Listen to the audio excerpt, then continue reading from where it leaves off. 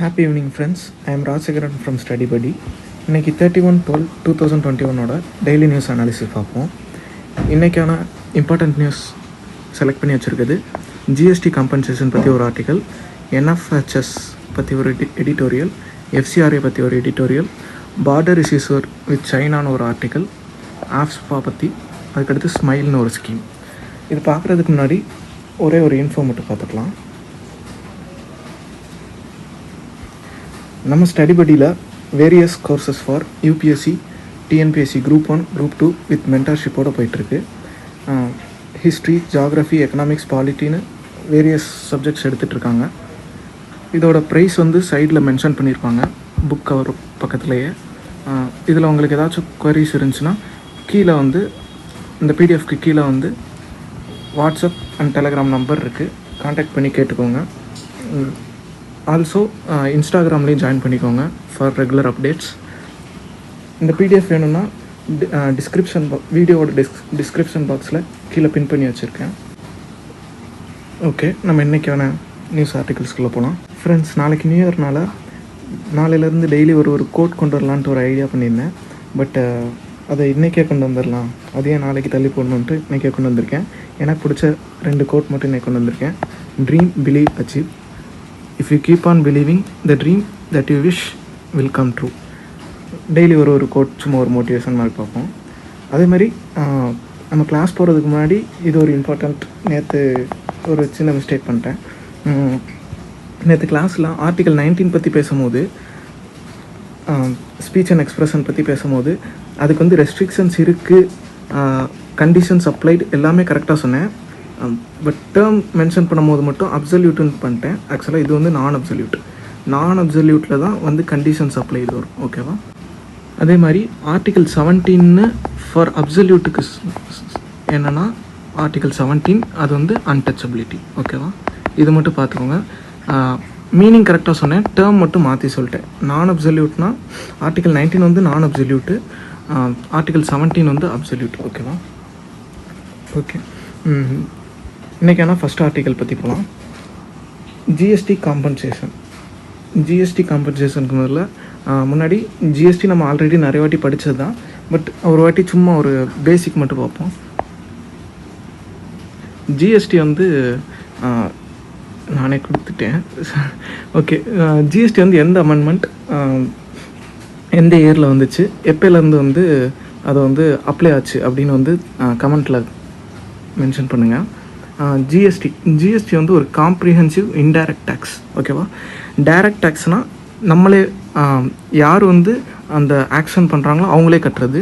இப்போ இன்டைரக்ட் டேக்ஸ்னால் அதை இன்னொருத்தவங்க மேலே இது பண்ணுறது. இப்போ மேனுஃபேக்சர் பண்ணுறது ஒரு ஆளாக இருப்பாங்க, ஆனால் மேனுஃபேக்சர் பண்ணுறவங்க டேக்ஸ் கட்டாமல் அடுத்த ஸ்டெப் போகும்போது அதை கன்சியூமர் வாங்குறாங்களா, அப்போ அவங்க டேக்ஸ் கட்டுவாங்க. ஸோ இதை ஒரு ஆள் இன்னொரு ஆள் மேலே மாற்றி விடலாம், அதுதான் இன்டைரக்ட் டேக்ஸ்ன்னு சொல்லுவாங்க. இது ஜிஎஸ்டி ஒன் யூனிஃபைடு காமன் மார்க்கெட்டுக்காக கொண்டு வரப்பட்ட டேக்ஸு. அதாவது மார்க்கெட்டை எல்லாத்தையும் ஒன்றாக்குறதுக்காக, manufacturing, sale, consumption of goods and services India ஃபுல்லாக இது பண்ணுறதுக்காக. ஆக்சுவலாக ஜிஎஸ்டி என்ன சொல்லுவாங்கன்னா, ஒன் மார்க்கெட் ஒன் டேக்ஸ் அப்படின்றதுக்காக கொண்டு வந்தோன்னு சொல்லுவாங்க. இது ரீப்ளேஸ்டு எக்ஸிஸ்டிங் டேக்ஸஸ். ஆக்சுவலாக various taxes like excise duty, service tax, entertainment tax, இந்த மாதிரி நிறையா டேக்ஸஸ் இதுக்குள்ளே உள்ளடக்கி வந்துடும். It's a destination based tax. ஆக்சுவலாக என்னென்னா, முன்னாடி இருந்த அந்த எக்ஸைஸ் டியூட்டி, சர்வீஸ் டேக்ஸ் அதிலெல்லாம் என்னாச்சுன்னா, இப்போ மேனுஃபேக்சரிங் பண்ணுறாங்கன்னா அவங்க கவர்மெண்ட்டுக்கு டேக்ஸ் கட்டுவாங்க. அதே மாதிரி சேல் பண்ணுறவங்க அவங்க கவர்மெண்ட்டுக்கு டேக்ஸ் கட்டுவாங்க. கன்சம்ஷன் அவங்க டேக்ஸ். இப்போ இது எல்லாமே இப்படி இல்லாமல் இவங்க எல்லாருமே அடுத்தவங்களோட அடுத்தவங்க மேலே இப்படி பண்ணிட்டு கடைசியில் கன்சியூமர் சேர்த்து எல்லாத்துக்கும் டேக்ஸ் கட்டுவோம். ஓகேவா? இதனால தான் அது டெஸ்டினேஷன் பேஸ்டு டேக்ஸ் அப்படின்னு சொல்லுவோம். இதில் ஜிஎஸ்டியில் எக்ஸப்ஷன்ஸ் இருக்குது. எந்தெந்த ப்ராடக்ட்ஸுக்குன்னா, crude petroleum, motor spirit, diesel, aviation turbine fuel, natural gas, alcohol, இதுக்கெலாம் எக்ஸப்ஷன் கொடுத்துருக்காங்க. அதே மாதிரி ஜிஎஸ்டியில் 4 ஸ்லாப்ஸ் இருக்குது. அதாவது ரேட்ஸ்ன்னு சொல்கிறது 5%, 12%, 18%, 28%. ஓகேவா? இந்த 4 டேக்ஸ் ஸ்லாப் வந்து ஜிஎஸ்டியில் இருக்குது. இப்போ என்னாச்சுன்னா ஜிஎஸ்டி இதுக்கு சின்ன ஒரு பேக்ரவுண்டு தெரிஞ்சால் இந்த இது கொஞ்சம் ஈஸியாக இருக்கும். ஜிஎஸ்டி வர்றதுக்கு முன்னாடி எப்படி இருந்துச்சு அப்படின்னா, மேனுஃபேக்சரிங் ஸ்டேட்ஸுக்கு வந்து அது வந்து ஒரு அட்வான்டேஜாக இருந்துச்சு. இப்போ தமிழ்நாடு வந்து ஒரு மேனுஃபேக்சரிங் ஸ்டேட். ஓகேவா? இப்போ வந்து தமிழ்நாடு வந்து ஒரு கார் ப்ரொடியூஸ் பண்ணுறாங்கன்னு வச்சுக்கோங்களேன். ஒரு கார் ப்ரொடியூஸ் பண்ணுறாங்க. அதுக்கு வந்து ரா மெட்டீரியல் வாங்குவாங்க, ஸ்டீல் அந்த மாதிரிலாம் வாங்குவாங்க, ஸ்டீல், டயருக்கு, ரப்பர் அந்த மாதிரிலாம் வாங்கும்போது அதுக்கு வந்து கவர்மெண்ட்டுக்கு ஒரு டேக்ஸ் கொடுப்பாங்க. ஓகேவா? அதுக்கப்புறம் அதை மேனுஃபேக்சர் பண்ணும் போது ஒரு டேக்ஸ் கொடுப்பாங்க. அதே மாதிரி அதை சேல் பண்ணும்போது இன்னும் டேக்ஸ் கவர்மெண்ட்டுக்கு வரும். ஓகேவா?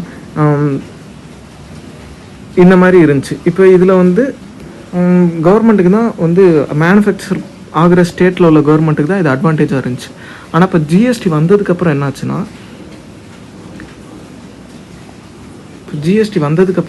இப்போ தமிழ்நாட்டில் வந்து ஒரு கார் மேக் பண்ணுறாங்கன்னா அது வந்து ரா மெட்டீரியலுக்கு இங்கே டேக்ஸ் கட்ட தேவையில்ல, மேனுஃபேக்சரிங்க்கும் இங்கே டேக்ஸ் கட்ட தேவையில்ல. கடைசியில் சேல் பண்ணும்போது இதை வந்து யூபியில் விற்கிறோன்னு வச்சுக்கோங்களேன். யூபிக்கு வந்து எக்ஸ்போர்ட் பண்ணி அங்கே விற்கிறோம். ஓகேவா? அப்போ யூபியில் ஒரு கன்சியூமர் வாங்கும்போது அந்த கன்சியூமர் இது வந்து டெஸ்டினேஷன் பேஸ்டு டேக்ஸ். அதாவது கடைசியாக அந்த செயின் முடிகிற இடத்துல யார் இருக்காங்களோ அவங்க தான் டேக்ஸ் கட்டுறாங்க. ஸோ இந்த மாதிரி பார்க்கும்போது கன்சியூமர் வந்து கடைசியாக யூபியில் இருக்கவங்க தான் அந்த காரை வாங்குறாங்கன்னா, யூபியில் இருக்க கன்சியூமர் வந்து கார் வாங்கும்போது வந்து யூபி கவர்மெண்ட்டுக்கு டேக்ஸ் கட்டுவோம். ஸோ வந்து இப்போ மேனுஃபேக்சரிங் ஸ்டேட்ஸ்க்கு இது வந்து ஒரு லாஸ், ஒரு டேக்ஸோட இது எல்லாம் போகிற மாதிரி. இதனால் வந்து ஜிஎஸ்டி வரும்போது இந்த மேனுஃபேக்சரிங் ஸ்டேட்ஸ்லாம் என்ன சொன்னாங்கன்னா, எங்களுக்கு வந்து இதனால் ரெவன்யூ கம்மியாகும், ஸோ வந்து எங்களுக்கு வந்து காம்பன்சேஷன் தாங்க அப்படின்னு சொல்லியிருந்தாங்க.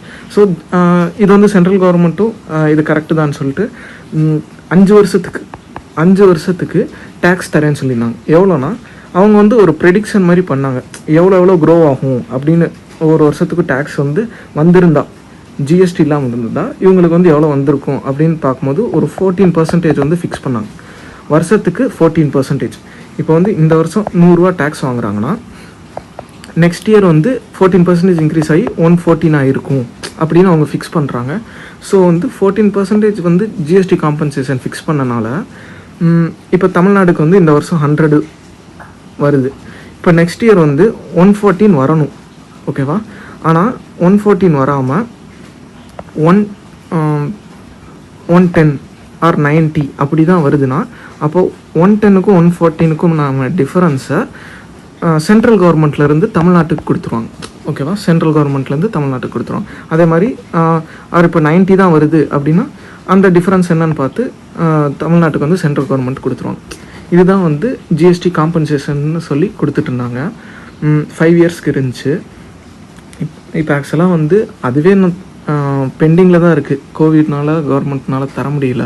இப்போதைக்கு வந்து வெயிட் பண்ண சொல்லியிருக்காங்க. இல்லை நீங்கள் லோன் வாங்குங்க, இப்போதைக்கு நாங்கள் காம்பன்சேஷன் வந்து ஜிஎஸ்டி காம்பன்சேஷன் அப்புறமேட்டு தரோம் அப்படின்ற மாதிரி சொல்லியிருக்காங்க. இப்போ அது பத்தாததுக்கு என்ன சொல்கிறாங்கன்னா, நிறையா state governments like Chhattisgarh, Kerala, Delhi, west Bengal எல்லோரும் என்ன சொல்கிறாங்கன்னா, எங்களுக்கு வந்து இந்த 5 வருஷம் மட்டும் கொடுத்தா பத்தாது, ஆல்ரெடி கோவிட்னால நாங்கள் ரொம்ப அஃபெக்ட் ஆகிருக்கோம். ஸோ வந்து எங்களுக்கு வந்து இன்னும் கொஞ்சம் 5 more இயர்ஸ்க்கு வேணும். இப்போ வந்து சொன்னது வந்து 2022ஓட முடியுது. ஆனால் இன்னொரு 5 இயர்ஸ்க்கு வந்து எங்களுக்கு வேணும் அப்படின்ற மாதிரி கேட்குறாங்க. அதே மாதிரி இன்னும் கொஞ்சம் சொல்லியிருப்பாங்க. அது என்னென்னு பார்ப்போம் இந்த ஆர்டிக்கலில்.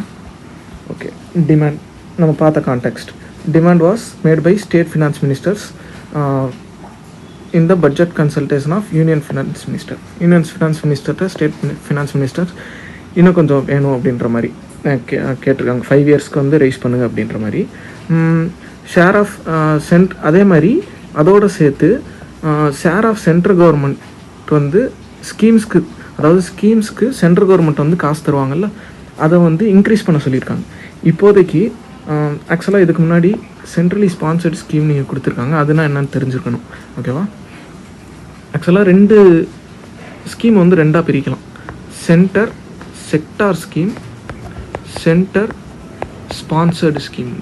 ஓகே, ஓகே, சென்ட்ரு செக்டார் ஸ்கீம்னா 100% அந்த இதுக்கு வந்து சென்ட்ரே ஃபண்ட் பண்ணிடுவாங்க அந்த ஸ்கீமுக்கு. ஓகேவா, சென்ட்ரல்லேருந்தே 100% ஃபண்ட் பண்ணிடுவாங்க. ஸ்டேட் வந்து போடவே தேவையில்ல, சென்ட்ரே 100% பண்ணிடுவாங்க.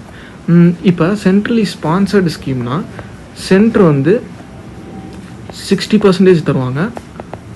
மோஸ்ட் கேசஸில் சென்ட்ரு வந்து 60%, ஸ்டேட் வந்து 40% இருந்துச்சு. ஓகேவா, நான் இன்னும் கொஞ்சம் கூட பெருசாக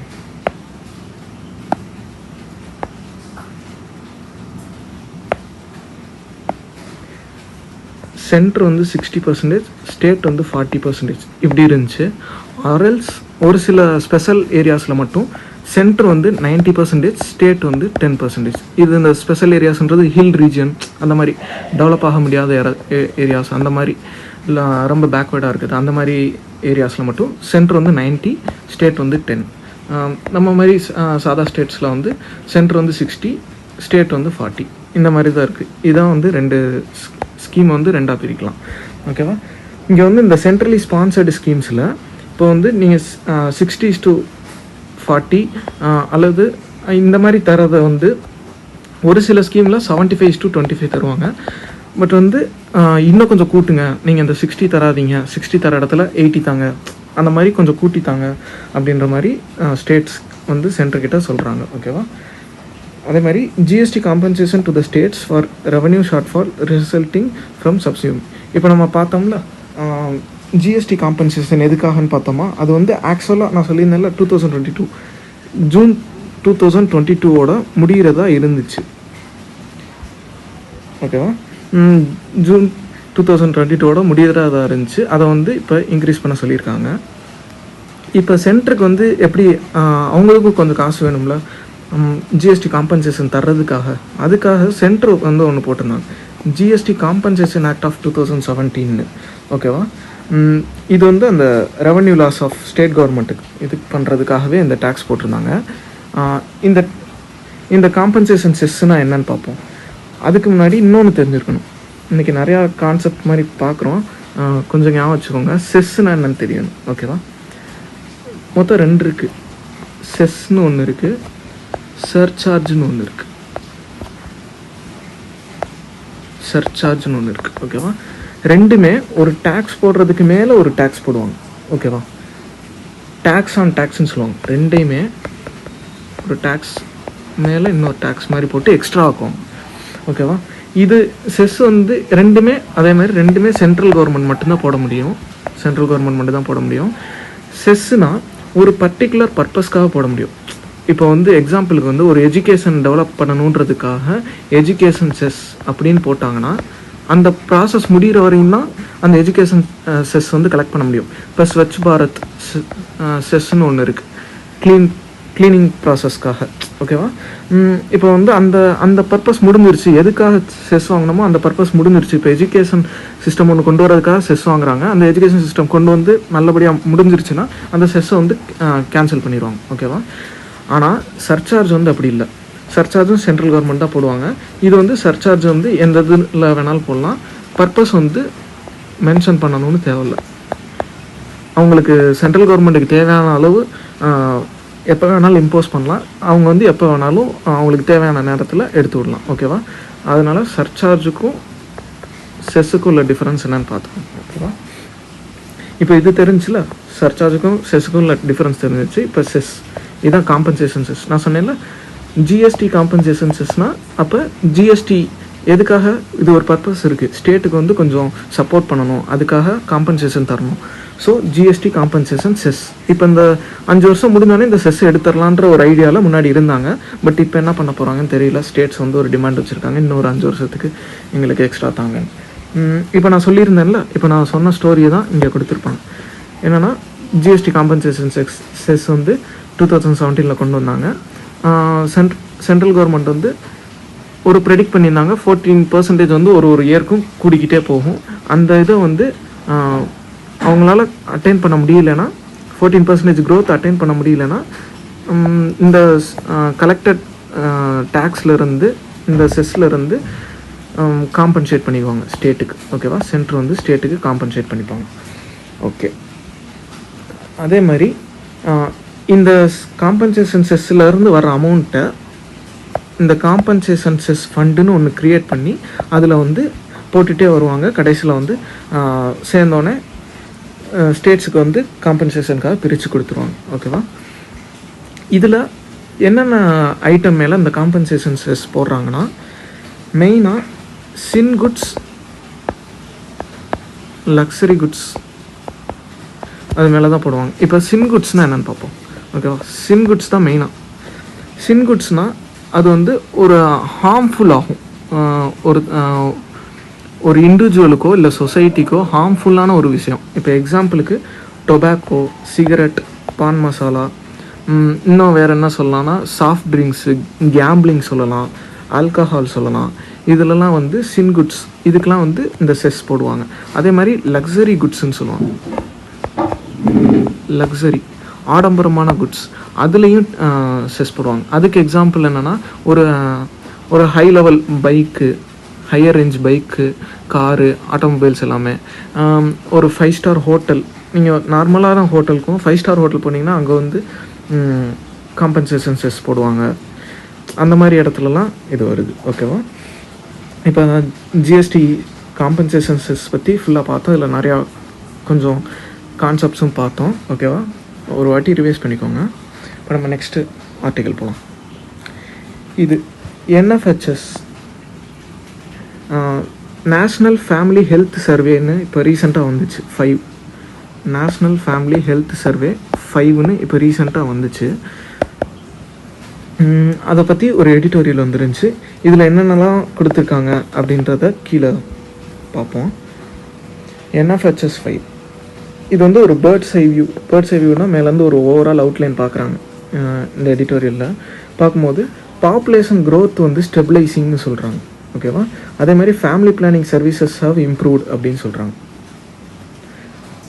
ஹெல்த் சிஸ்டம் வந்து பெட்டராக இருக்குது. அதாவது முன்னர் இந்த டேர்மை கம்பேர் பண்ணும்போது இந்த வாட்டி பாப்புலேஷன் க்ரோத் வந்து ஸ்டெபிளைஸ் ஆகிருக்கு. அதாவது அதில் நல்லா பெர்ஃபார்ம் பண்ணியிருக்கோம். அதே மாதிரி ஃபேமிலி பிளானிங் சர்வீசஸ்லேயும் நல்லா பெர்ஃபார்ம் பண்ணியிருக்கோம். ஹெல்த் சிஸ்டம்லேயும் நல்லா பெர்ஃபார்ம் பண்ணியிருக்கோம். ஓகேவா? அது என்னென்னலாம் கீழே பார்ப்போம். இந்த எடிட்டோரியலில் இன்னொன்று சொல்லியிருந்தாங்க, ஜெண்டர் பயாஸ்டு வைலன்ஸ் இருக்குல்ல, அதை வந்து நம்ம வந்து இம்ப்ரூவ் பண்ணுறதுக்காக அதையும் இம்ப்ரூவ் பண்ணணுன்ற மாதிரி இந்த எடிட்டோரியலில் சொல்லியிருப்பாங்க. ஆக்சுவலாக ஜெண்டர் பயாஸ்டு வயலன்ஸ்னால் உமனுக்கு எகென்ஸ்டாக வந்து harmful practices like child marriage, gender biased sex selection, அந்த கருக்கலைப்பு சொல்லுவாங்கள்ல, அதெல்லாம் வந்து இன்னும் கொஞ்சம் வந்து ஃபர்தராக பண்ணணும் அப்படின்ற மாதிரி சொல்லுவாங்க. அதே மாதிரி இந்த மாதிரி நடக்கிற க்ரைம்ஸ் இருக்குல்ல, இந்த மாதிரி க்ரைம்ஸ் வந்து நம்ம வந்து எஸ்டிஜி கோல்ஸ் ஆல்ரெடி உங்களுக்கு சொல்லியிருக்கேன். பட் எஸ்டிஜி கோல்ஸ் எத்தனை இருக்குன்னா 17 கோல்ஸ் அண்டு டார்கெட்ஸ், அதுக்கு கீழே வந்து டார்கெட்ஸ் வந்து 169 டார்கெட்ஸ் இருக்குது. நீங்கள் வந்து ஹெல்த்துக்கு வர்ற எஸ்டிஜி கோல் என்னன்னு கீழே மென்ஷன் பண்ணுங்கள் கமெண்ட்டில். ஓகேவா? 17 கோலில் ஹெல்த்துக்கு ஒரு எஸ்டிஜி கோல் இருக்குது. அந்த கோல் என்னன்னு கீழே மென்ஷன் பண்ணுங்கள். அடுத்து இதில் பார்த்தோம்ல, இதில் நம்ம 3 பார்த்தோம். அது என்னென்னு கொஞ்சம் டீட்டெயிலாக பார்ப்போம். Population is stabilising. ஓகேவா? டோட்டல் ஃபெர்டிலிட்டி ரேட் அப்படின்னு சொல்கிறாங்க. டோட்டல் ஃபெர்டிலிட்டி ரேட்னா ஒரு உமன் அவங்களோட ரீப்ரொடக்டிவ் ஏஜ் இருக்குல்ல, ரீப்ரொடக்டிவ் ஏஜில் எத்தனை குழந்தைகள் பிறக்கிறாங்க, அவங்களுக்கு ஒரு உமனுக்கு எத்தனை குழந்தைகள் பிறக்கிறாங்க அப்படின்னு சொல்கிறாங்க. அதுதான் டோட்டல் ஃபெர்டிலிட்டி ரேட். இது வந்து முன்னாடி வந்து 2.2 இருந்தது, இப்போ வந்து 2 மாறிடுச்சு. ஓகேவா? அப்போ ஆவரேஜாக வந்து இப்போ வந்து இந்தியாவில் வந்து ஒரு உமனுக்கு வந்து 2 பசங்க பிறக்கிறாங்க அப்படின்ற மாதிரி, அதாவது 2 பேபிஸ் பார்ன் ஆகுறாங்க அப்படின்ற மாதிரி பண்ணுறாங்க. முன்னாடி 2.2. ஆக்சுவலாக நார்தர்ன் ஸ்டேட்ஸில் அதிகமாக இருக்கும். நார்மலாகவே ஜென்ரலாகவே நார்மல் ஸ்டேட்ஸில் கொஞ்சம் அதிகமாக இருக்கும் நார்தர்ன் ஸ்டேட்ஸில். சதர்ன் ஸ்டேட்ஸில் கொஞ்சம் கம்மியாக இருக்கும். ஸோ அது ரெண்டையும் மேனேஜ் பண்ணும்போது நம்மளுக்கு வந்து 2.2 வருது. இப்போ தமிழ்நாடுலாம் பார்த்தோம்னா 1.7 அரௌண்ட் இருக்கும். அதே இது யூபிலாம் பார்த்தோம்னா 3 அரௌண்ட் இருக்கும். அதை எல்லாம் மேனேஜ் பண்ணும்போது நம்மளுக்கு வந்து ஜென்ரலாக நேஷ்னல் ஆவரேஜ்னு பார்க்கும்போது 2 வருது. ஓகேவா? முன்னாடியோட இப்போ வந்து பெட்டராக பெர்ஃபார்ம் பண்ணியிருக்கோம் அப்படின்ற மாதிரி சொல்கிறாங்க. அடுத்து இதில் வந்து total of 31 states and union territories consisting of 69.7% of population have achieved fertility rates below replacement of 2.1. அதாவது வேர்ல்டு லெவலில் வந்து 2.1 தான் வந்து ஒரு ஐடியலான ஃபர்டிலிட்டி ரேட்டு அப்படின்னு சொல்லுவாங்க. ஓகேவா, ஒருத்தருக்கு 2.1 அதாவது ஆவரேஜாக 2.1 குழந்தைகள் இருக்கணும் அப்படின்றது வந்து ஒரு பெட்டரான ஒரு ரேட்டு. அந்த இதை அச்சீவ் பண்ணுறதுக்காக தான் நம்ம இவ்வளோ ஸ்டெப்ஸும் எடுத்தோம். இப்போ வந்து அந்த இதை அச்சீவ் பண்ணிட்டோம். ஓகேவா, 2.2லேருந்து நம்ம 2வே வந்துட்டோம். 2.1 வர்றதுக்கு பதில் 2வே வந்துட்டோம். ஓகேவா, அடுத்து ஓகே, இது எப்படி இந்த 2.2லேருந்து 2 வரையும் வந்தோம், இதுக்கான ரீசன்ஸ், ஏன் இப்படி வந்து டோட்டல் ஃபர்டிலிட்டி ரேட்டில் நல்லா பெர்ஃபார்ம் பண்ணுறோன்னா, increase in adoption of modern family planning methods like மேலுக்கு ஃபீமேலுக்கு நம்ம வந்து டெம்பரரி பெர்மனண்ட் அந்த மாதிரி நிறையா இருக்குது.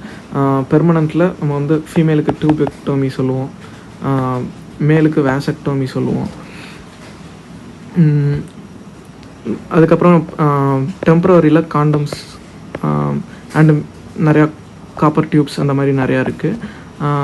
இதெல்லாம் வந்து இப்போ இதை பற்றின ஒரு அவேர்னஸ் நிறையா இருக்கனால, ஸோ ஃபேமிலி பிளானிங் மெத்தட்ஸ் வந்து நிறையா வந்து தெரிஞ்சனால நம்ம வந்து கொஞ்சம் நல்லா பெர்ஃபார்ம் பண்ணுறோம் அப்படின்ற மாதிரி சொல்கிறாங்க. இப்போ நம்ம சொன்ன மாதிரி தான் ஃபேமிலி பிளானிங் மெத்தட்ஸ் பற்றி ஒரு ஐடியா இருந்தனால 4 பாயிண்ட்ஸ் வந்து நம்ம பெட்டராக பிளான் பண்ணியிருக்கோம். ஏன்னா அந்த லெவலுக்கு வந்து ரீச் ஆகிருக்கு. ஓகேவா, ஃபேமிலி பிளானிங் மெத்தட்ஸ் பற்றி.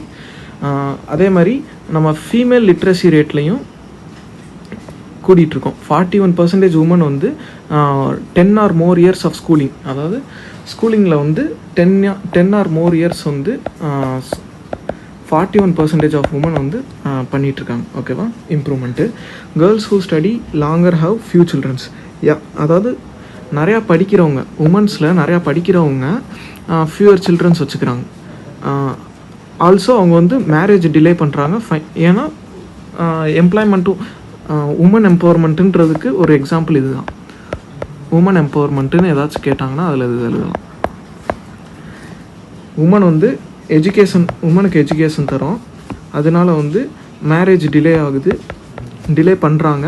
ஏன்னா அவங்க எம்ப்ளாய்மெண்ட் பண்ணி உமன் எம்பவர்மெண்ட்டையும் இது பண்ணுறாங்க. ஓகேவா, அடுத்து this highlights the need to invest in comprehensive sexuality education as a key component of life skill education for both in schools and out of school adolescents, ensuring access to quality sexual productive health services. So இந்த மாதிரி நம்ம பார்த்த மாதிரி இந்த அவேர்னஸை இன்னும் கொஞ்சம் கொண்டு வந்தோம்னா இன்னும் நம்ம வந்து எல்லாத்துலேயும் பெட்டராக பெர்ஃபார்ம் பண்ணலாம் அப்படின்ற மாதிரி சொல்கிறாங்க. அதே மாதிரி நம்ம வந்து இம்ப்ரூவ்டு ஹெல்த் டெலிவரி. ஓகேவா, இப்போ இம்ப்ரூவ்டு ஹெல்த் டெலிவரினா இப்போ மெட்டர்னல் ஹெல்த் சர்வீசஸ்னு இருக்குது. மெட்டர்னல் ஹெல்த் சர்வீசஸ்னால் அந்த ப்ரெக்னன்சி, ஒரு குழந்தை பெற்றுக்கும் போது வர அந்த ஹெல்த் சர்வீசஸ். இது மெட்டர்னல் ஹெல்த் சர்வீசஸில் ஒரு 3 பிரிக்கலாம். லைக் ஆன்டிநேட்டல் கேர், குழந்தை பிறக்கிறதுக்கு முன்னாடி, கேர் அட் டெலிவரி, டெலிவரி அப்போ ஒரு கேரு, அதுக்கடுத்து வந்து போஸ்ட் நேட்டல்னு சொல்லுவாங்க. போஸ்ட் நேட்டல்னால் குழந்தை பிறந்ததுக்கு அப்புறமா. இந்த 3 இதுவும் சேர்த்து தான் மெட்டர்னல் ஹெல்த் சர்வீசஸ் சொல்லுவாங்க. இதுலேயும் நம்ம இம்ப்ரூவ் ஆகிட்டுருக்கோம் ஸ்டடிலேயா. அதே மாதிரி ஆன்டிநேட்டல் கேர், அதாவது இன்னும் ஃபஸ்ட்டு ட்ரைமெஸ்டர், ஃபஸ்ட்டு 3 மாதம், அதில் வந்து இன்க்ரீஸ்ட் டெலிவரிக்கு முன்னாடி ஃபஸ்ட்டு 3 மாதத்தில் இன்க்ரீஸ்ட் பை 11.4 பாயிண்ட்ஸ் வந்து நம்ம வந்து இன்க்ரீஸ் ஆகிருக்கோம். 2015 to 16 to 2019-21 கம்பேர் பண்ணும்போது நம்ம வந்து ஒரு 70% வந்து ரீச் பண்ணிட்டோம். 70% உமன்ஸ் வந்து ரீச் பண்ணிட்டோம். ஓகேவா, the recommended 4 antenatal care checkups have increased by 7 points to reach 58.1%. ஆக்சுவலாக ஆன்டிநேட்டல் கேர் அந்த டெலிவரிக்கு முன்னாடி அட்லீஸ்ட் அந்த அவங்க டாக்டர்ஸ் ரெக்கமெண்ட் பண்ணுறது மெடிக்கலாக 4 கேர்ஸ் வந்து 4 செக்கப்ஸ் வந்து போயிருக்கணும். அது வந்து 58% வந்து இப்போ உமன்ஸ் வந்து பண்ணிகிட்ருக்காங்க. அதுலேயும் வந்து ஒரு 7 பாயிண்ட்ஸ் வந்து நம்ம ரேங்க் இன்க்ரீஸ் பண்ணியிருக்கோம். போஸ்ட் நேட்டல் நான் சொன்னால டெலிவரிக்கு அப்புறம் அதுவும் வந்து ஒரு 15 பாயிண்ட்ஸ் இன்க்ரீஸ் ஆகிருக்கும். ஏன்னா 78% உமனை வந்து ரீச் பண்ணியிருக்கோம். ஓகேவா, அதே மாதிரி இன்ஸ்டிடியூஷனல் பேர்த்ஸ்னு ஒன்று இருக்குது. இன்ஸ்டிடியூஷனல் பேர்த்ஸ்னால் இப்போ நிறையா வந்து வில்லேஜ் சைட்லாம் வந்து டெலிவரி அப்போ ஹாஸ்பிட்டலே போக மாட்டாங்க. ஒரு வயசான பாட்டி அவங்க வந்து அந்த மாதிரி அந்த வில்லேஜ்லேயே பெரிய ஆள் வச்சே வந்து டெலிவரிலாம் பார்ப்பாங்க. பட் அது வந்து கொஞ்சம் சேஃப் கிடையாது, ப்ளஸ் சானிடேஷன் விதமாகவும் வந்து அஃபெக்ட் ஆகுறாங்க அப்படின்ற மாதிரி சர்வேஸில் சொல்கிறாங்க. ஸோ அதுதான் வந்து இன்ஸ்டிடியூஷனல் பர்த்ஸ்னால் அதெல்லாம் வந்து குறைச்சி ஹாஸ்பிட்டலில் வந்து டெலிவரி பார்க்குறாங்க. அது வந்து எப்போ பண்ணுவாங்க? இன்ஸ்டிடியூஷனல் டெலிவரிஸ் வந்து எப்போ வரும்னா இன்ஃப்ராஸ்ட்ரக்சர் நல்லா இருக்கணும். கவர்மெண்ட் ஹாஸ்பிட்டல்ஸ்லாம் வந்து கொஞ்சம் இன்ஃப்ராஸ்ட்ரக்சர் நல்லா இருந்தால் தான் அங்கே வந்து பண்ணலாம் அப்படின்ற மாதிரி நினப்பாங்க. அந்த இது வந்து 88.6% ஆஃப் உமன் 2019-21 வந்து 88.6% வந்து கவர் பண்ணிட்டாங்க. ஸோ இதுவும் வந்து ஒரு 9.8 பாயிண்ட்ஸ் வந்து இன்க்ரீஸ் பண்ணியிருக்கு 2015-16 கம்பேர் பண்ணும்போது. There has also been increase in the institutional deliveries in the public health facilities. அதாவது கவர்மெண்ட் இது வந்து ஓவராலாக பப்ளிக் ப்ளஸ் ப்ரைவேட்டு, அதாவது கவர்மெண்ட் ப்ளஸ் ப்ரைவேட் ஹாஸ்பிட்டல். இது வந்து பப்ளிக் ஹெல்த் ஃபெசிலிட்டிஸ் கவர்மெண்ட் ஹாஸ்பிட்டல்ஸில் மட்டுமே 52% 61% வந்து இன்க்ரீஸ் ஆகிருக்கு. ஓகேவா? Demonstrating and improvement in the quality of services. அப்போ வந்து சர்வீஸோட குவாலிட்டி வந்து நல்லாயிருக்கு அப்படின்ற மாதிரி சொல்கிறாங்க. அதே மாதிரி further analysis reveals and institutional delivery rate of under 70% in 49 districts. ஆனால் இன்னும் ஒரு 49 டிஸ்ட்ரிக்ஸ் ஆஃப் இந்தியாவில் 70%க்கு கீழே தான் இருக்குது இன்ஸ்டிடியூஷனல் டெலிவரி அப்படின்னு சொல்கிறாங்க. அதுலேயும் 2/3 69% வந்து 5 ஸ்டேட்ஸில் மெயினாக ஃபோக்கஸ் ஆகிருக்கு. என்னென்னா நாகாலாந்து, பீகார், மேகாலயா, ஜார்க்கண்ட், உத்தரப்பிரதேஷ். அப்போ இங்கெல்லாம் வந்து இன்னும் கொஞ்சம் வந்து இம்ப்ரூவ் பண்ணணும் அப்படின்ற மாதிரி ஒரு நீடு இருக்குது அப்படின்ற மாதிரி சொல்கிறாங்க. Discriminatory social norms. ஓகேவா? இது ஒரு ரீசன்.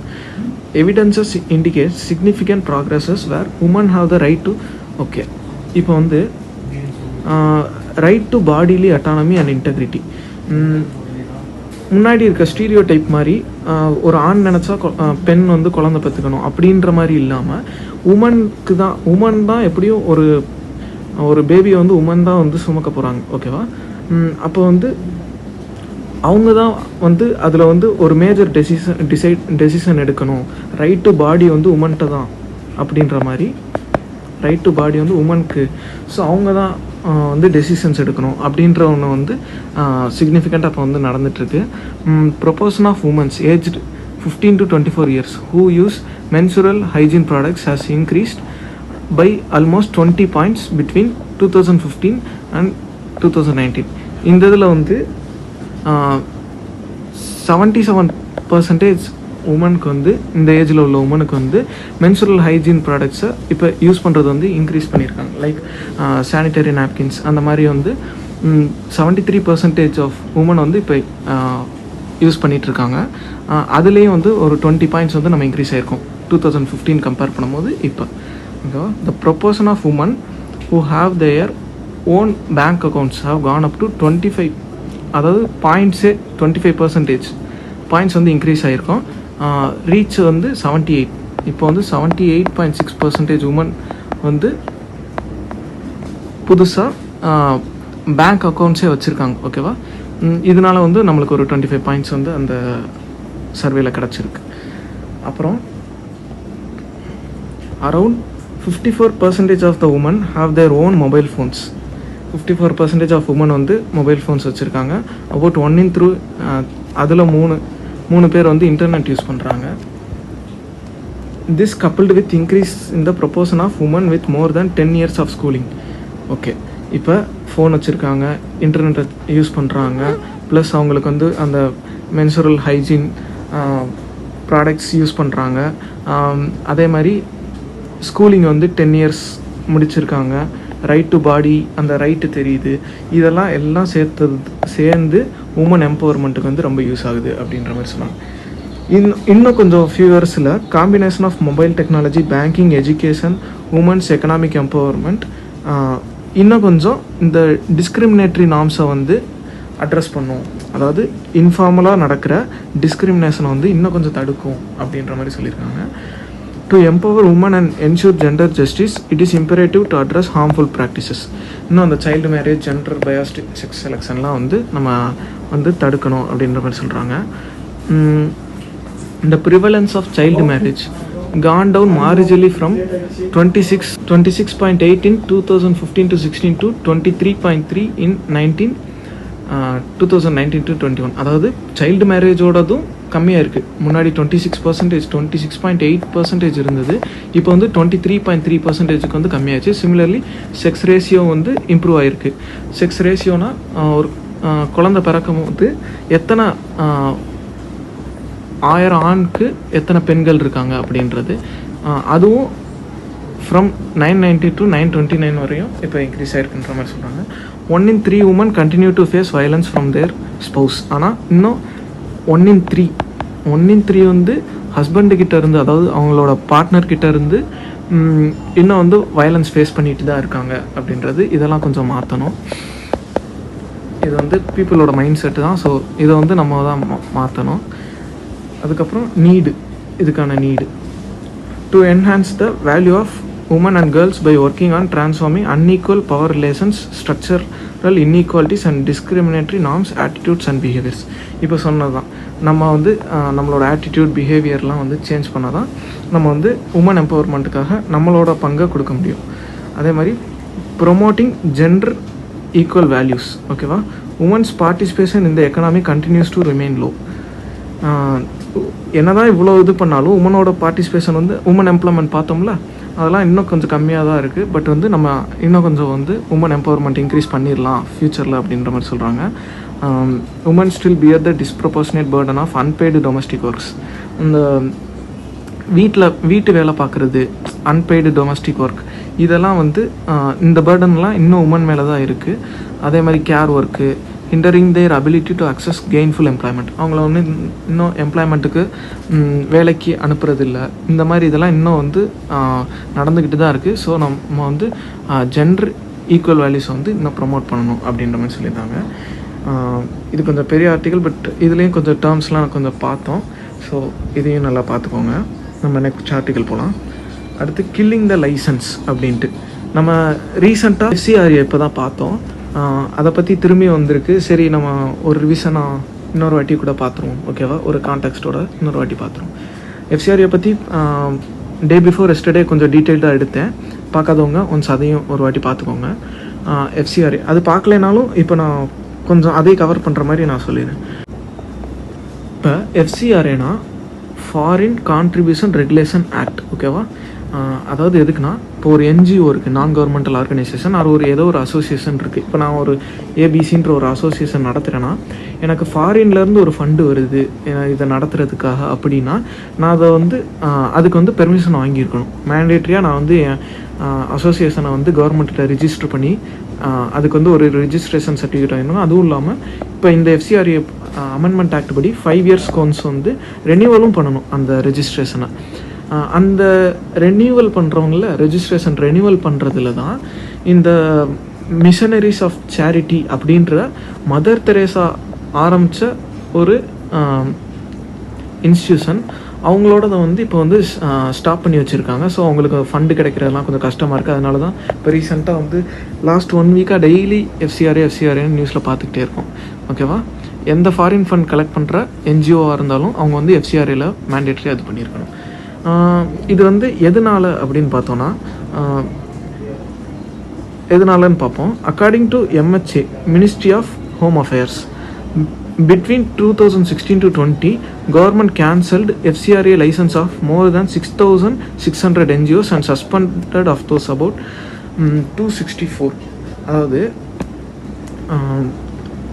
ஒரு இப்போ நான் ABCன்ற ஒரு அசோசியேஷன் வச்சுருக்கேன். இப்போ எனக்கு ஃபாரின் ஃபண்டு வருது. நான் வந்து ஒரு பர்பஸ்க்காக முன்னாடி வந்து மேண்டேட்டரியாக ரெஜிஸ்டர்லாம் கிடையாது. அப்போ வந்து நான் என்ன பண்ணுறேன்னா, நான் வந்து ஒரு ஃபண்டு வருது, அதை வந்து இல்லீகல் ஆக்டிவிட்டீஸ் லைக் நக்சல்ஸ், இப்போ மெயினான கான்டெக்ஸ்டே நக்சல்ஸ்க்கு வந்து இந்த ஃபண்டை வாங்கி நான் வந்து சப்போர்ட் பண்ணுறேன் அப்படின்ற மாதிரி, இந்த மாதிரி இல்லீகல் நக்சல் மட்டும் இல்லாமல் இல்லீகல் ஆக்டிவிட்டீஸ், ட்ரக் டிராஃபிக்கிங், அந்த மாதிரி வந்து நிறையா இதுக்கு வந்து யூஸ் பண்ணுறாங்கன்றக்காக தான் இந்த FCRAவே கொண்டு வந்தாங்க. FCRA ரூல்ஸ் இப்போ MHA வந்து இந்த டைமுக்குள்ளே வந்து FCRA வந்ததுக்கப்புறம் இவ்வளோ NGOஸோட 6,600 என்ஜிஓஸோட லைசன்ஸை வந்து கேன்சல் பண்ணியிருக்காங்க. அதே மாதிரி 264 வந்து சஸ்பெண்ட் பண்ணியிருக்காங்க. ஓகேவா? FCRA regulates foreign donations and ensures that such contribution do not adversely affect the internal security. ஓகேவா? இப்போ நான் சொன்னது தான். இந்த ஆக்ட் வந்து first enacted in 1976, amended in the year 2010. இப்போ வந்து ரீசெண்டாக 2020 பண்ணியிருக்காங்க. செக்ஷன் 5 ஆஃப் FCRA 2010 இது வந்து ஒரு ஆர்கனைசேஷன் வந்து இந்த மாதிரி ஏதாச்சும் இல்லீகல் ஆக்டிவிட்டீஸில் இது பண்ணுறாங்கன்னா அவங்கள வந்து சஸ்பெண்ட் பண்ணலாம், கேன்சல் பண்ணலாம், அவங்களோட ரெஜிஸ்ட்ரேஷன் கேன்சல் பண்ணலான்ற ஒரு பவர் கொடுக்குது. FCRA வந்து நம்ம பார்த்த மாதிரி MHA மினிஸ்ட்ரி ஆஃப் ஹோம் அஃபேர்ஸ்க்கு கீழே வருது. ப்ரையாரிட்டி ரெஃபரன்ஸ் கேட்டகரி, அதாவது டொனேட் பண்ணணும்னா நான் சொல்கிற மாதிரி ப்ரையாராக ஒரு ரெஜிஸ்ட்ரேஷன் பண்ணியிருக்கணும் என் ஆர்கனைசேஷனை. ஓகேவா? Latest supreme court observations. கவர்மெண்ட்டும் வந்து ரீசெண்டான சுப்ரீம் கோர்ட்டும் கவர்மெண்ட்டை வந்து ரீசெண்டான ஒரு கேஸில் வந்து மினிஸ்ட்ரி ஆஃப் ஹோம் அஃபேர்ஸ் பர்டிகுலராக மென்ஷன் பண்ணி நீங்கள் வந்து ஃபாரின் ஃபண்ட்ஸ் எல்லாம் என்ஜிஓஸ்க்கு வரதை வந்து கொஞ்சம் மானிட்டர் பண்ணுங்கள் அப்படின்ற மாதிரியும் சொல்லியிருந்தாங்க. அதனாலேயே இந்த 2020 ஆக்டில் கொஞ்சம் லாஸ் வந்து கொஞ்சம் ஸ்ட்ரிஞ்சண்ட்டாக, அதாவது கொஞ்சம் ரெஸ்ட்ரிக்ஷனாக கொண்டு வந்திருந்தாங்க. நீட் எதுக்குன்னா நம்ம ஆல்ரெடி பார்த்த மாதிரி தான் IB தான் இதை சொல்லியிருந்தாங்க, இன்டெலிஜென்ஸ் பியூரோ. இவங்க வந்து என்னென்ன நடக்குது நேஷ்னல் பீஸ் அண்ட் செக்யூரிட்டிக்காக அப்படின்னு பார்க்கும்போது இந்த மாதிரி வந்து நிறையாவது வந்து இல்லீகலாக வந்து பண்ணிக்கிட்டு இருக்காங்க அப்படின்னு ஃபண்ட்ஸை வாங்கி இல்லீகலாக பண்ணுறாங்க அப்படின்னு சொன்னனால இந்த FCRAல ஸ்ட்ரிஞ்சன்ட் லாஸ் வந்து கொண்டு வந்தாங்க. According to CBI, central bureau of investigation, only 10% of the 22 lakh NGO organization file their annual income and expenditure statements with the authorities they have registered with. அதாவது 22 லட்சம் NGO இருக்கிறதுல ஒன்லி 10% தான் வந்து ரெஜிஸ்ட்ரே பண்ணுறாங்க அப்படின்ற ஒரு குற்றச்சாட்டும் இருக்குது. FCRA இப்போ நம்ம பார்த்து தான் FCRA என்னென்னு லைட்டாக இன்னொரு வாட்டி பார்த்துருவோம். FCRA regulates foreign donation and ensures that such contributions do not adversely affect internal security. First வந்து 1976 வந்துச்சு, amended in 2010. It's applicable to all associations, groups, NGOs எல்லாத்துக்குமே. It's mandatory that NGOs to register themselves under FCRA. ஓகேவா? Mandatory. அதே மாதிரி 5 வருஷத்துக்கு ஒரு வாட்டி வந்து ரினியூவல் பண்ணிக்கிட்டே இருக்கணும். ஓகே, அடுத்து நெக்ஸ்ட் ஆர்டிக்கல் போகலாம். China issues names of 15 places in Arunachal. Okay, இப்போ இது என்ன ப்ராப்ளம்னா பார்டர் டிஸ்பியூட் தான். இது எப்பயும் இருக்க மாதிரி இங்கே வந்து அக்ஸை சின் இதில் ஆல்ரெடி ப்ராப்ளம் இருக்குது. இதை வந்து சைனா கிளைம் பண்ணிகிட்ருக்காங்க. இந்த சைடு பாகிஸ்தான் POKன்னு சொல்லுவோம் இதை. இப்போ இந்த சைடு வந்து அக்ஸை சின்ன வந்து சைனா கிளைம் பண்ணிகிட்ருக்காங்க. நம்ம இந்த இடத்துல தான் இப்போ LACன்னு சொல்லுவாங்க, line of actual control, LAC. இதில் தான் இப்போ நம்மளுக்கு ஒரு ஸ்டாண்ட் ஆஃப்லாம் கூட வந்துச்சு. இப்போ வந்து சைனா வந்து முன்னாடியிலேருந்து சைனா என்ன பண்ணுறாங்கன்னா அருணாச்சல் பிரதேஷ் வந்து அவங்களோட தான் கிளைம் பண்ணிகிட்ருக்காங்க. அருணாச்சல் பிரதேஷில் கொஞ்சம் இல்லை, அருணாச்சல் பிரதேஷே அவங்களோட தான் கிளைம் பண்ணிகிட்ருக்காங்க. இப்போ அதை வந்து கொஞ்சம் ஸ்ட்ரென்தன் பண்ணுறதுக்காக அருணாச்சல் பிரதேஷில் ஒரு 15 பிளேசஸை வந்து அவங்க வந்து ஸ்டாண்டர்டைஸாக அவங்க நேம் வச்சுருக்காங்க. ஸோ அவங்களோடதுன்னு காமிக்கிறதுக்காக இதை வந்து இந்தியா வந்து இல்லை இதை ஏற்றுக்க மாட்டோம் அப்படின்ற ஒரு இஷ்யூ போயிட்டுருக்கு, பார்டர் இஷ்யூ. இது என்னன்னு பார்ப்போம். ஓகேவா? China's ministry of civil affairs இது வந்து ஸ்டாண்டர்டைஸ் நேம் ஃபார் 15 பிளேசஸ்க்கு வந்து இந்தியன் ஸ்டேட் ஆஃப் அருணாச்சல் பிரதேஷ்க்கு வந்து அவங்க நேம் வச்சுருக்காங்க. அதை வந்து சைனா மேப்ஸில் இன்னி ஃபாலோ பண்ணுறாங்க. ஸோ ஃபாலோ பண்ண போகிறாங்க. ஆக்சுவலாக 1 January நினைக்கிறேன், நம்ம கீழே மென்ஷன் பண்ணியிருக்கேன், பார்ப்போம். 1 January இதை வந்து கொண்டு வர போகிறாங்க. ஸோ இது வந்து தப்பு அப்படின்ற மாதிரி இந்தியாவும் சொல்லிகிட்டு இருக்காங்க. பட் என்ன நடக்குதுன்னு பார்ப்போம். India's ministry of external affairs இவங்க என்ன சொல்லியிருக்காங்கன்னா, பீஜிங் இந்த மாதிரி பண்ணாலும் அருணாச்சல் பிரதேஷ் வந்து இன்டெக்ரல் பார்ட் ஆஃப் இந்தியா தான், அவங்க இப்படி பண்ணாங்கன்றதுக்காக அவங்களோடது இல்லை அப்படின்ற மாதிரி. அதே மாதிரி it is not the first time Arunachal பிரதேஷ்லேருந்து எடுத்துக்க அவங்க ட்ரை பண்ணல. இது வந்து எப்பயுமே நடக்கிறது தான். 2017 கூட இதே மாதிரி ட்ரை பண்ணியிருக்காங்க அப்படின்ற மாதிரி சொல்கிறாங்க. அருணாச்சல் பிரதேஷ் ஹேவ் பீன் எப்பயுமே வந்து ஒரு இந்தியாவோட பார்ட்டு தான் அப்படின்ற மாதிரி கவர்மெண்ட் சொல்கிறாங்க.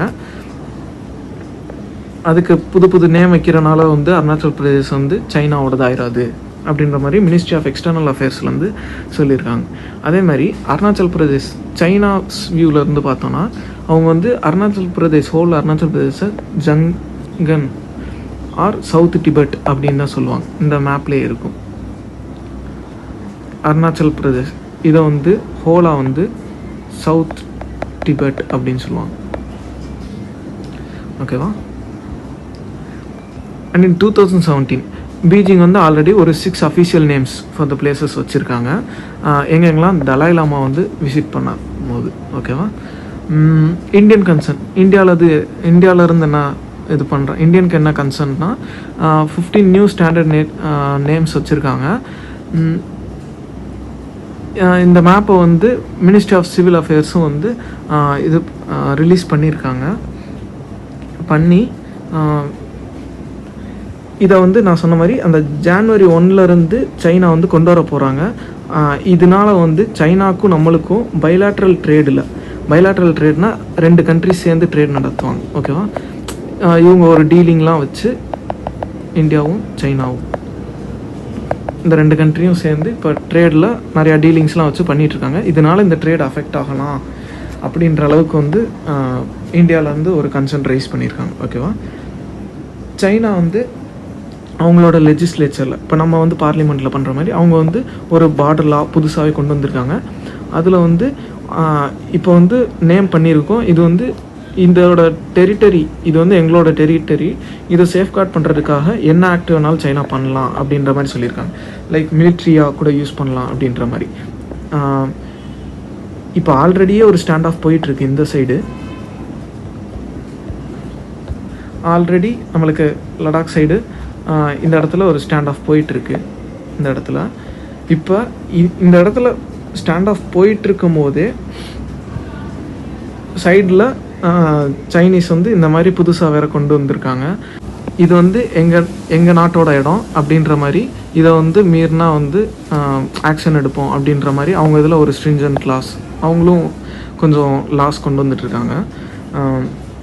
அதுக்கப்புறம் அந்த லாவில் வந்து வேரியஸ் ரெஸ்பான்சிபிலிட்டிஸ் டு மிலிட்ரி, அவங்களோட மிலிட்ரி கேபினெட் அவங்களுக்குலாம் வந்து பவர் கொடுத்துட்ருக்காங்க. ஓகேவா? அந்த பார்டர் ஏரியாஸோட செக்யூரிட்டி எக்கனாமிக் இஷ்யூஸை பார்த்துக்கிறதுக்காக. அதே மாதிரி பீப்புள்ஸ் லிபரேஷன் ஆர்மி, சைனா வந்து ஒரு சிங்கிள் பார்ட்டி ரூல். அங்கே இருக்க ஒரே பார்ட்டி வந்து இப்போ நம்ம இந்தியாவில் வந்து நிறையா பார்ட்டிஸ் இருக்குல்ல, பொலிட்டிக்கல் பார்ட்டிஸ், ஆனால் அங்கே வந்து ஒரே பார்ட்டி தான். அதனால் சிங்கிள் பார்ட்டின்னு சொல்லுவோம், சிங்கிள் பார்ட்டி கண்ட்ரி. அது வந்து பீப்புள்ஸ் லிபரேஷன் ஆர்மின்ற ஒரே ஒரு தான். வேணாம் சொல்லிடாது.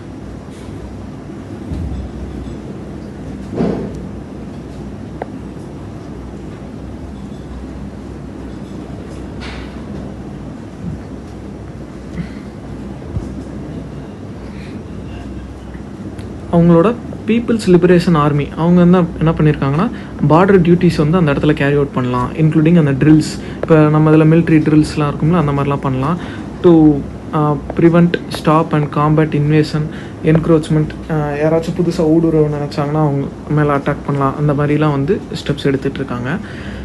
அதே மாதிரி அந்த ஏரியாஸில் உள்ள இன்ஃப்ராஸ்ட்ரக்சர்லாம் டெவலப் பண்ணணும், பப்ளிக் சர்வீசஸை டெவலப் பண்ணணும்.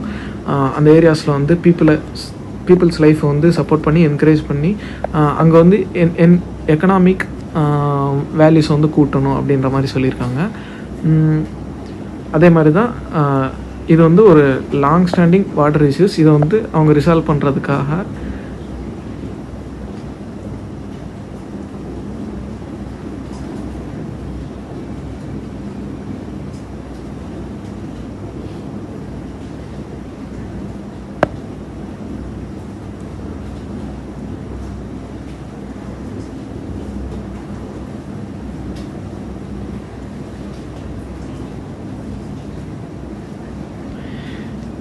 இந்த மாதிரி அவங்க வந்து principle of equality, mutual trust, friendly consultation, handle land border related affairs with neighbouring countries through negotiations அப்படின்னு அவங்க சொல்கிறாங்க. பட் இது என்ன, இந்த மாதிரி பண்ணி தான் மியூச்சுவலாக நாங்கள் ஃப்ரெண்ட்லியாக தான் பண்ணுறோம் அப்படின்ற மாதிரி தான் சொல்கிறாங்க. பட்டு இது என்ன நடக்க போகுதுன்னு நம்ம பொறுத்து இருந்தால் பார்க்கணும், இந்தியா என்ன ஸ்டெப் எடுக்க போகிறாங்கன்னு. ஓகே, நெக்ஸ்ட் ஆர்டிக்கல் நம்ம ஆப்ஸ்பா பார்ப்போம். ஆப்ஸ்பானா armed forces special power act. ஓகேவா, இது ரீசெண்டாக வந்து ஒரு 1 to 2 வீக்ஸாகவே வந்து இது நியூஸில் இருக்குது. ஏன்னா மான் டிஸ்ட்ரிக்ட்னு நாகாலாண்டில் ஒரு 12 to 15 மெம்பர்ஸ் சிவிலியன்ஸை வந்து ஆர்மி மெம்பர்ஸ் வந்து கில் பண்ணிட்டாங்க அப்படின்னு அங்கே ரொம்ப வந்து வயலன்ஸாக இருந்துச்சு. அது என்னென்னு ஃபஸ்ட்டு ஆப்ஸ்பா பற்றி பார்த்துட்டு நான் இங்கே என்ன சொல்லியிருக்காங்கன்னு பார்ப்போம், இந்த கான்டெக்ஸ்ட் என்னென்னு. ஃபஸ்ட்டு ஆப்ஸ்பானா என்னென்னு பார்த்துட்டு இதுக்கு வரும். ஆப்ஸ்பானா armed forces special powers bill. ஆக்சுவலாக பில்லாக வந்து எப்போ பாஸ் பண்ணாங்கன்னா 1958 பாஸ் பண்ணி செப்டம்பர் 11 பாஸ் பண்ணி ஆக்டாக வந்தது எப்போனா 1958 ஆக்டாகவே வந்துருச்சு. ஓகேவா, armed forces special powers act, AFSPA ஆக்ட்னு சொல்லுவாங்க, 1958 வந்துருச்சு. இந்த ஆக்ட் படி ஒரு டிஸ்டர்ப்டு ஏரியாஸ்ன்னு சொல்லிட்டாங்கன்னு வச்சுக்கோங்களேன். ஒரு டெரிட்டரியை, இந்தியாவில் இருக்க ஒரு டெரிட்டரியை டிஸ்டர்ப்டு ஏரியாஸ்னு வந்து அறிவிச்சிட்டாங்கன்னா அந்த இடத்துல வந்து ஆர்மி பர்சனுக்கு வந்து அதிக பவர் வந்துடுது ஆப்ஸ்பா ஆக்ட்னால. அவங்க வந்து இப்போ இங்கே இருக்க பீப்புளை வந்து செக் பண்ணலாம், அரெஸ்ட் பண்ணலாம், எந்த ஒரு வாரண்ட்டுமே இல்லாமல், அவங்களுக்கு பெர்மிஷனே தேவையில்லை.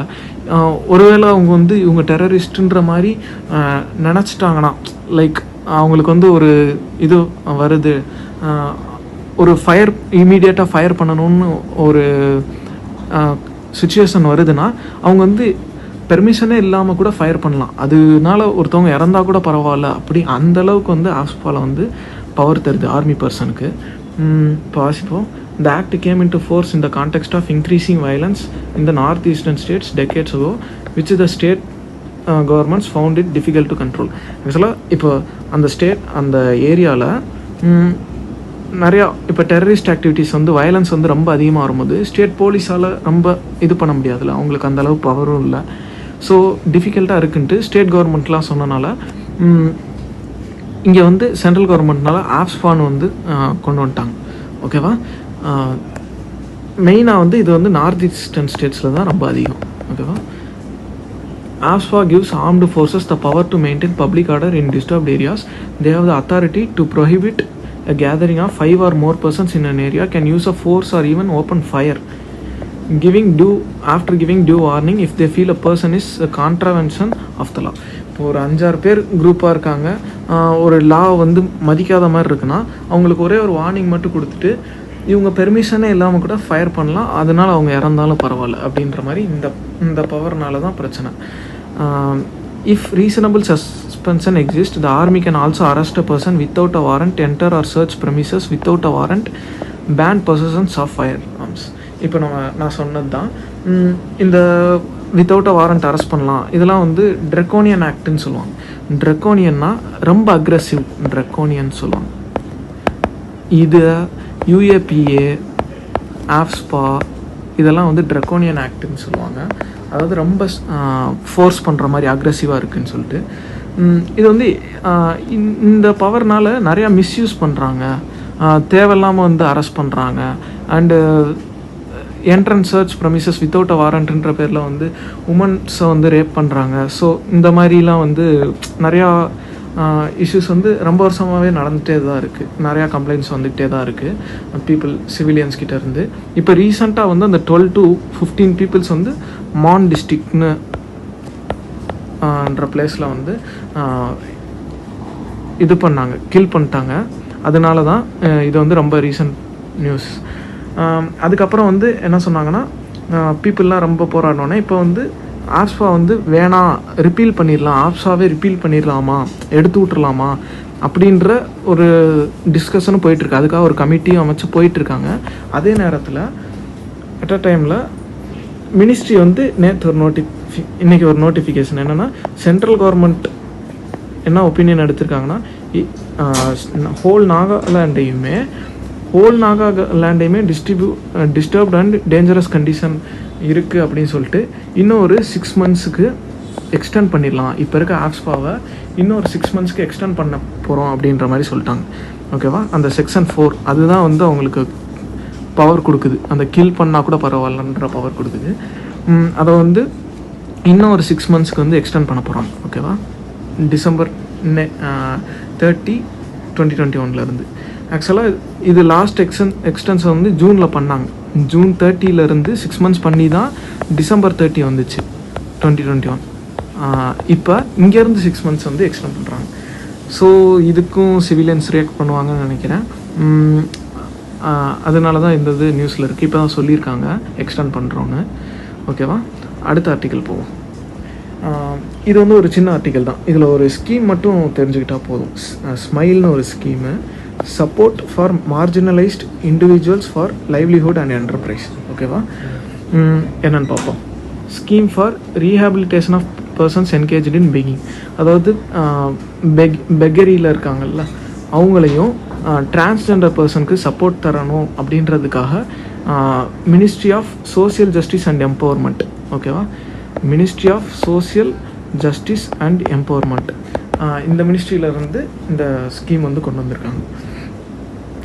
இந்த ஸ்மைலோட ஃபுல் ஃபார்ம் ஆல்ரெடி பார்த்தோம். இது வந்து ஒரு அம்பர்லா ஸ்கீமு. அம்பர்லா ஸ்கீம்னா அந்த ஸ்கீமுக்கு கீழே வேரியஸ் ஸ்கீம்ஸ் வரும். ஓகேவா,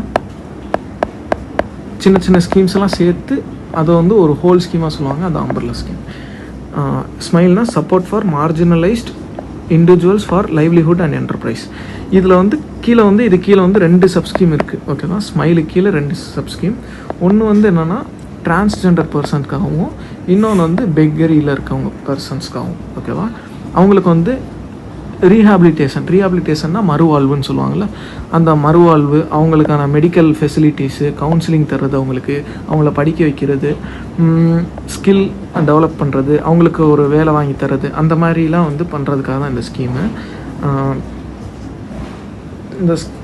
இந்த ஸ்மைல் ஸ்கீமில் வந்து இது வந்து ஒரு சென்ட்ரல் செக்டார் ஸ்கீம். இன்றைக்கி தான் பார்த்தோம். 2 ஸ்கீம் இருக்குது. Central sector scheme, central sponsor ஸ்கீம்னு பார்த்தோம். இதில் வந்து இது சென்ட்ரல் செக்டாரு. சென்ட்ரல் செக்டார்னால் 100% சென்ட்ரே தந்துடுவாங்க. ஓகேவா, it's a new scheme after the merger of existing schemes for beggars and transgenders. இது வந்து இப்போ ஆல்ரெடி ஸ்டேட்ஸ்க்கும் யூனியன் டெரிட்டரி கவர்மெண்ட்டுக்கும் அர்பன் லோக்கல் பாடிஸ்க்கெலாம் வந்து ஆல்ரெடி ஷெல்டர் இருக்கும். இந்த ரீஹாபிலிட்டேஷன் மறுவாழ்வு தரணும் சில பேருக்கு, வயசானவங்களுக்கு, இந்த மாதிரி இவங்களுக்கெலாம் வந்து பெக்கிங்கில் இருக்கவங்களுக்கெலாம் மறுவாழ்வு தரணும்னு ஆல்ரெடி ஒரு ஷெல்டர் இருக்குது. அந்த ஷெல்டரில் இன்னும் கொஞ்சம் பேரை டிரான்ஸ்ஜெண்டர்ஸையும் பெக்கர்ஸையும் இன்க்ளூட் பண்ணுறதுக்காக இந்த ஸ்கீம்ஸு.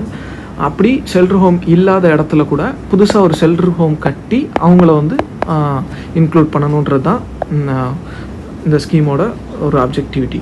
ஓகேவா, இந்த ஸ்கீமில் அதே மாதிரி எக்ஸ்டென்சிவ் நம்ம பார்த்து தான் ரீஹாபிலிட்டேஷன், மறுவாழ்வு, மெடிக்கல் ஃபெசிலிட்டிஸ், கவுன்சிலிங், பேசிக் டாக்குமெண்டேஷன். என்னென்னா அவங்களுக்கு தேவையான ஒரு அடையாளம், ஆதார், அவங்களுக்கான பர்டிகுலர்ஸ், ஓட்டர் ஐடி, அந்த மாதிரி பேசிக் டாக்குமெண்ட்ஸ் வந்து அவங்களுக்கு எடுத்து கொடுக்கணும். எஜுகேஷன் கொடுக்கணும், ஸ்கில் டெவலப்மெண்ட், எக்கனாமியை வழியாக இம்ப்ரூவ் பண்ணணும், இதெல்லாம் பண்ணணும் அப்படின்ற மாதிரி சொல்கிறாங்க.